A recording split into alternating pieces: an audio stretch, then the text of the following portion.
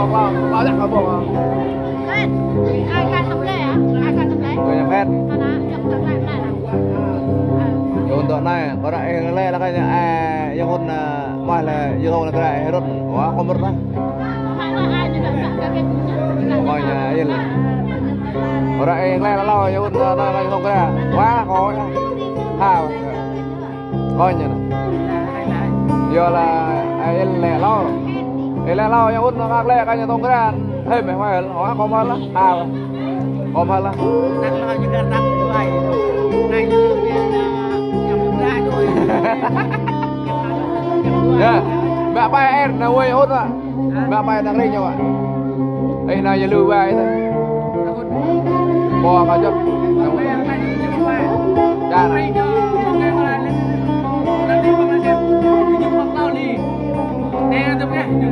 Cà phê nhỏ hơn 10 mét tấn. Dùng đoạn cái này đâu? Dùng đoạn ngoài đâu? Dùng đoạn nào nhá? Có bột nào?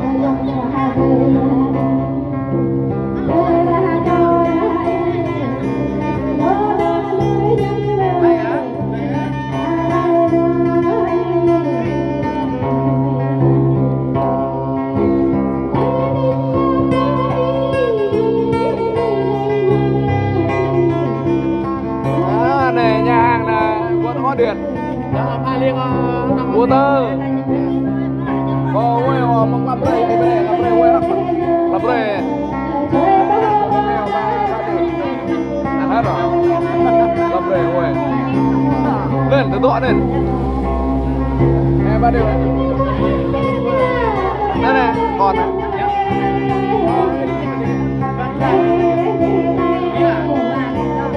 Giờ bay, giờ các bạn ơi.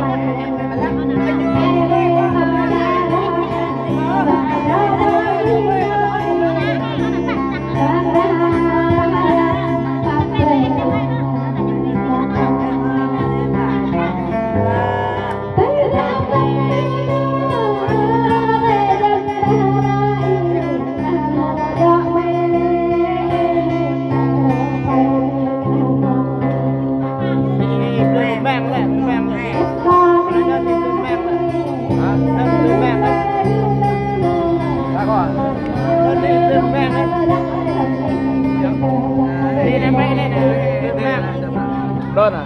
Đơn mang. Nào bây giờ này.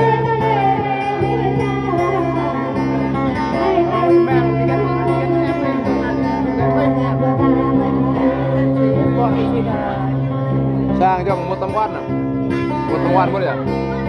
Còn sang ngồi có gì à? Tấm quan này. Một tấm quan. Ngoài là làm đơn giản thôi, bên trong á.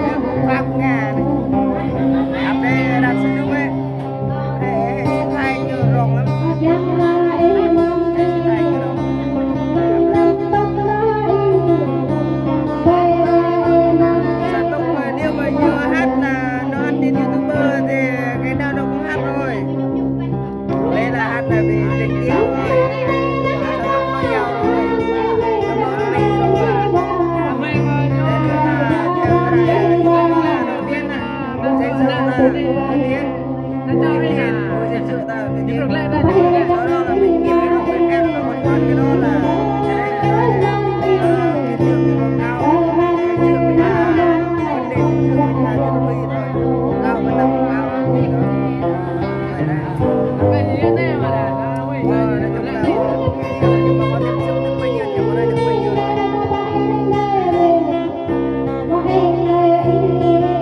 cái dự án thì nói chung là chưa thành công thì chưa được nói khi mà thành công thì tự người ta tính đến mình thôi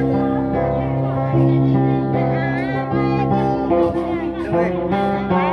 dự án ấy mình mà thành công tự người ta tính đến mình thôi còn bây giờ như cơ hội nói bây giờ mình mà thành công tự người ta tính đến